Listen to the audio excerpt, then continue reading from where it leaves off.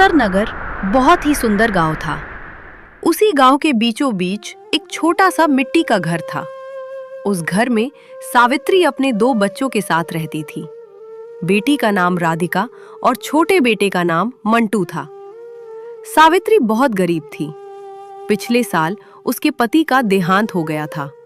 तब से वो अपने दोनों बच्चों के साथ अकेली रह रही थी। राधिका की उम्र 13 साल और मंटू की उम्र 8 साल थी। राधिका का रंग सांवला था, पर दिल इतना बड़ा था कि दूसरों का दुख भी अपना समझ लेती थी। घर में कमाने वाला कोई नहीं था। सावित्री दूसरों के घरों में झाड़ू बर्तन का काम करती थी और जिससे किसी तरह उनका गुजारा चलता था। लेकिन इस साल की बरसात सावित्री के लिए नया जख्म लेकर आई थी।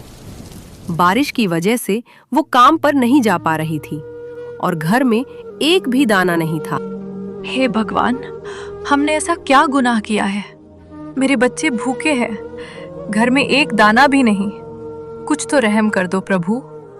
चिंता मत करो माँ, थोड़ी देर में बारिश रुक जाएगी, फिर आप काम पर चली जाना।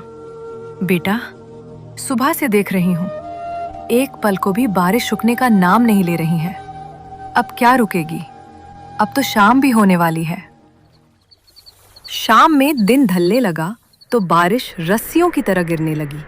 साथ में इतनी तेज हवा जैसे कोई बर्फीली चादर उड़ाकर ला रही हो। सावित्री का छोटा सा घर हवा से कांपने लगा। राधिका ने मिट्टी का चूल्हा बार बार जलाने की कोशिश की, लेकिन हवा इतनी तेज थी कि आग जल नहीं रही थी। रहने दे बेटा, शायद आज हमारे नसीब में रोटी नहीं लिखी। राधिका ने मुस्कुराकर कहा, माँ मैं कोशिश करूंगी, मंटू को बहुत भूख लगी है। मंटू ठंड से कांपता हुआ चुपचाप एक कोने में चारपाई पर बैठा था। माँ, बहुत ठंड लग रही है और भूख भी बहुत तेज लगी है, मुझे कुछ खाने को दे दो। सावित्री अपने बेटे की ये बात सुनकर रो पड़ी। हे भगवान, मैं कैसी अभागिन माँ हूँ जो अपने बेटे की भूख भी नहीं मिटा सकती।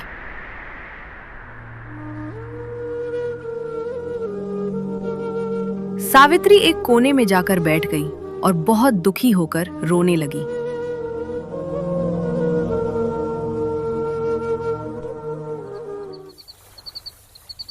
और जैसे ही शाम हो गई, सावित्री अपने दोनों बच्चों को लेकर सो गई। तभी रात में अचानक बहुत तेज से धड़ाम की आवाज आई और छत का एक टीन उड़कर बाहर जा गिरा और ठंडी हवा घर के अंदर बहुत तेजी से आने लगी। राधिका अपने घर की ये हालत देखकर बहुत ज्यादा घबराकर चिल्लाई, माँ उधर मत जाओ, घर के अंदर उधर से पानी बहुत तेज आ रहा है। घर के अंदर पानी ऐसे अंदर घुस रहा था जैसे कि कहीं नहर का पानी टूट गया हो।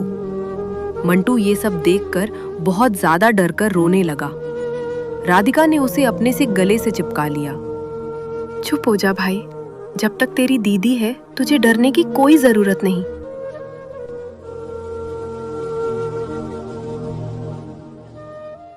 हवा का जोर इतना बढ़ा कि घर की पिछली दीवार का हिस्सा भी टूटकर गिर गया और मिट्टी का ढेर घर के अंदर आ गया। दोनों बच्चे डरकर माँ के पास जाकर चिपक गए। मत डरो मेरे बच्चे, मैं हूं ना, मैं तुझे कुछ नहीं होने दूंगी। सावित्री अपने बच्चों से ये बात बोल तो देती है, लेकिन उसकी आंखों में डर साफ दिख रहा था। माँ, ये सब हमारे ही साथ क्यों होता है? बिटिया, शायद भगवान हमारी परीक्षा ले रहे हैं। चिंता मत करो माँ, मैं आपके साथ हूँ, धीरे धीरे सब ठीक हो जाएगा। अपनी बेटी की आवाज सावित्री की आंखों से आंसू बहने लगे।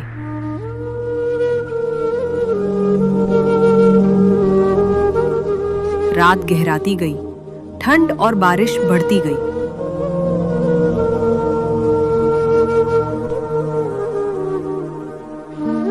राधिका का शॉल पुराना था, उसके पास और कोई दूसरा शॉल नहीं था, पर उसने उसे आधा काटकर माँ को ओढ़ा दिया। बेटा, तेरे पास एक भी शॉल नहीं, मुझे क्यों दे रही है? माँ, अगर मुझे ठंड लगेगी तो मैं आपको पकड़कर गर्म हो जाऊंगी, लेकिन अगर आप बीमार पड़ी तो हम दोनों कहाँ जाएंगे? मंटू भी बहुत ज्यादा डरकर अपनी माँ की गोद में सिर रखकर सो गया। राधिका खुद कांपती रही, लेकिन अपनी माँ और भाई का देखभाल करती रही।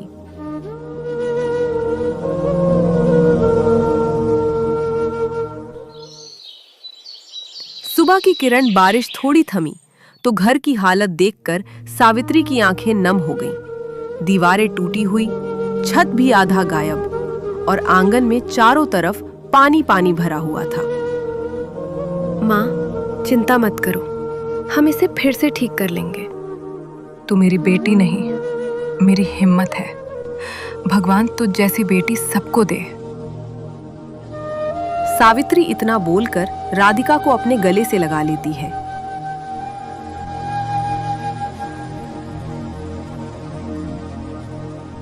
उसी समय गांव की सुशीला काकी, कुछ महिलाएं और इस गांव के चौधरी साहब भी वहां आए। सावित्री, तुम चिंता मत करो, तू अकेली नहीं है, हम सब तेरे साथ हैं और राधिका जैसी बेटी बहुत ही भाग्य से मिलती है। हाँ बहन, डरने की जरूरत नहीं है। अब हम सब मिलकर तुम्हारा घर ठीक करेंगे।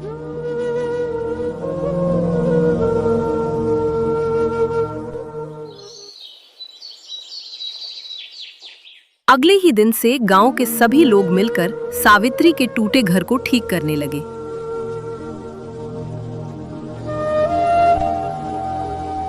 अब सावित्री के छत पर नया टीन भी डाला गया, दीवारें भी थोड़ी ऊंचाई पर कर दी गईं और आंगन भी साफ किया गया। शाम तक घर पहले से भी मजबूत बन गया। गांव के सभी लोगों को इस तरह से अपने घर में मदद करते हुए देखकर सावित्री की आंखें नम हो गईं। सच में आज भगवान ने तूफान नहीं भेजा था, इंसानियत की परीक्षा भेजी थी और मेरी बेटी ने उसे पास कर लिया। सच में मैं बहुत किस्मत वाली हूँ जो मुझे तुझ जैसी बेटी मिली है। भगवान इसी तरह बेटी सबको दे। हाँ सावित्री, तुम सही कह रही हो, तुम बहुत किस्मत वाली हो जो तुझे राधिका बिटिया जैसी बेटी मिली है। सच में राधिका बेटी जिस घर में जाएगी उसका भाग्य खुल जाएगा।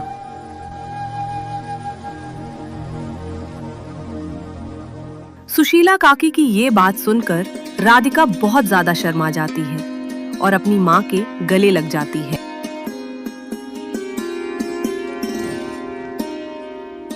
माँ, घर दीवारों से नहीं, हम टीनों से बनता है।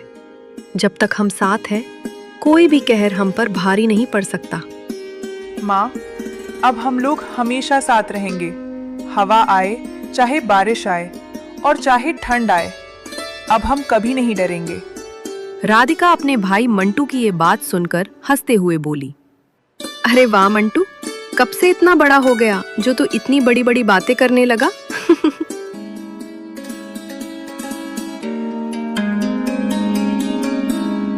ठंडी हवा अब भी चल रही थी, लेकिन उस घर के अंदर प्यार की गर्माहट ने बरसात की सारी ठंड को मार दे रही थी।